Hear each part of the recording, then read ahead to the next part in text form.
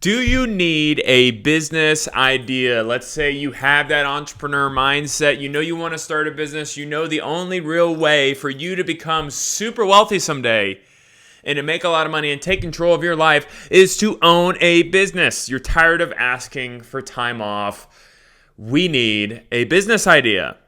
And a lot of people struggle with this. They don't know what business to start. They don't know how to evaluate it. And I'm going to tell you today, I've actually written a free ebook. A free book that you can pull from the link in the description below. It's completely free. All you have to do is provide me your email. If you can't find it there on the channel page, you can click the link in my channel page and you can find it there for free. So this goes into in-depth, the video that I'm getting ready to shoot right here for you.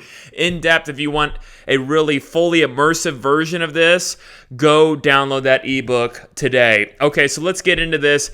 I have a couple things that I want to talk through in order to help you find your business idea. The first thing that you need to evaluate and you need to shift in your mind is that opportunity is everywhere.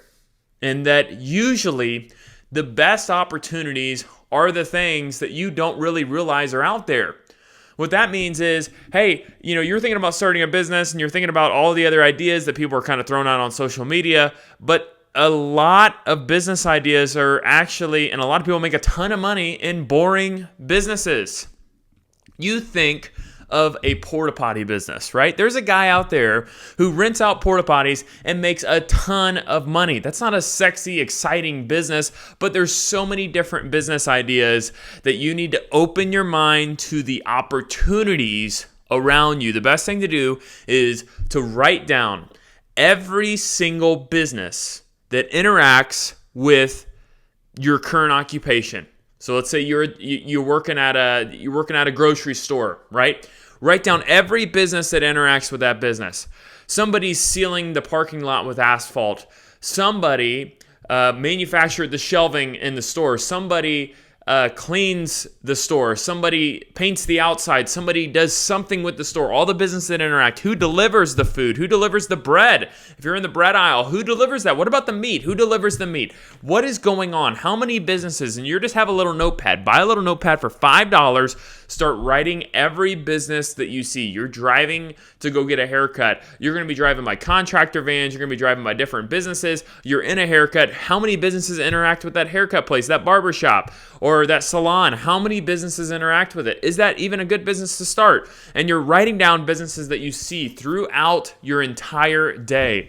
All these businesses, and within a week, you probably have over 500 business ideas.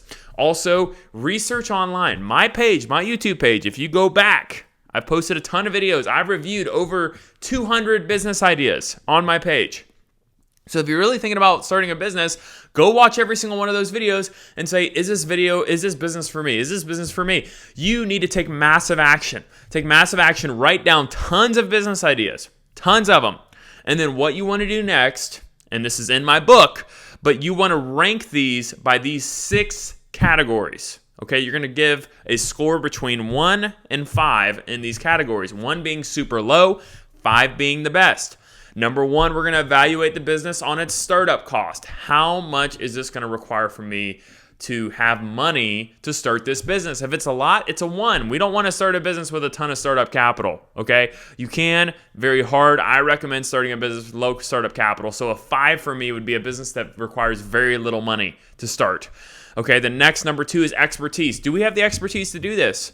Right? We wouldn't start a plumbing company if we don't know what the heck we're going to do about plumbing. You're going to have to go shadow somebody for 5 years just to learn how to start your own plumbing company. So that's something that we're going to have to put a 1 on. But if it's a number 5, that means we can easily gain the expertise, or we have the expertise already to start this business, okay? Number 3 here is your lifestyle. A lot of people don't think about this when they're starting a business. They're just thinking about starting making money. How can I make money as quickly as possible? But you need to start a business that fits your lifestyle. This means that if you want to be able to travel and your business still operate, you want to be able to work from home, you want to be able to, maybe you want to travel. I don't know. Whatever it is, you need to define it. And a 5 in this category would be a business that fits your lifestyle, ideal lifestyle that you want in the next 10 years. A 1, it means it does not, okay? Number 4 is one of the most important, is reoccurring revenue. We want a business in which will continue to reciprocate itself from a revenue standpoint. We do not want a business where the revenue, we have to go get it every single day. Think of a roofing company, no reoccurring revenue. You could potentially kind of create reoccurring revenue, but really that business does not have reoccurring revenue. That means every single week, every single day, we have to go out and we have to hunt for a revenue, which is exhausting. And these businesses usually fizzle out because there's no reoccurring revenue. So we need a business. Number 5, or a 5 in this category means you have a ton of reoccurring revenue. And number 1 means that there's no reoccurring revenue. That doesn't mean you wouldn't start this business. It just means it has a low score. Number 5 is scalability. Can this business be scaled past the local level? Think of a roofing company again. This business is really hard to scale past the local level because it's hard to have a roofing company that's nationwide. I can't think of one residential roofing company that is nationwide, that is everywhere. Maybe, I don't know, I just can't think of it. You think of other businesses, you have businesses that are all over the place. Now, you may be able to franchise that model, and that's a way to scale it, but is that easy to do? No, that's kind of hard to do. So that would be a low score. That would be maybe a 1 or a 2. A high means that we can scale past the local level easily, within reason easily, but it can be done, and there's other people that have done it. So that would be a 5 in that category. The last one here, number 6, is can this business be sold? This is either a 1, 3, or a 5. The 3 means it can be sold for its equipment, maybe a little bit of name, image, and likeness, but not really. Number 5 means the business can be sold. Or 5 means the business can be sold. So what makes a business sellable? Well, number 1, really it's recurring revenue. And if the owner were to step out of the business, would the business continue to operate and bring in new revenue without the owner? The biggest reason that a lot of small businesses are not sellable is because if you remove the owner, the business fails to operate. You need to create a business where you as the owner can be interchanged by somebody who paid you a lot of money and can come in and continue to manage that business and continue to grow it, whether you're there or whether you're not.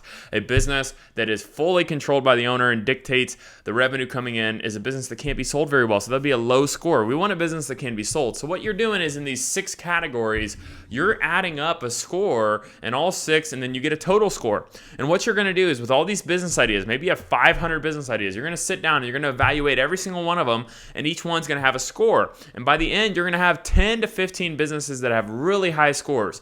At that point, you're going to narrow down. You're going to say, okay, these are the 10 businesses that I would start. What does this look like? Let me get into specifics of how much it would cost, what it would look like, and all these things.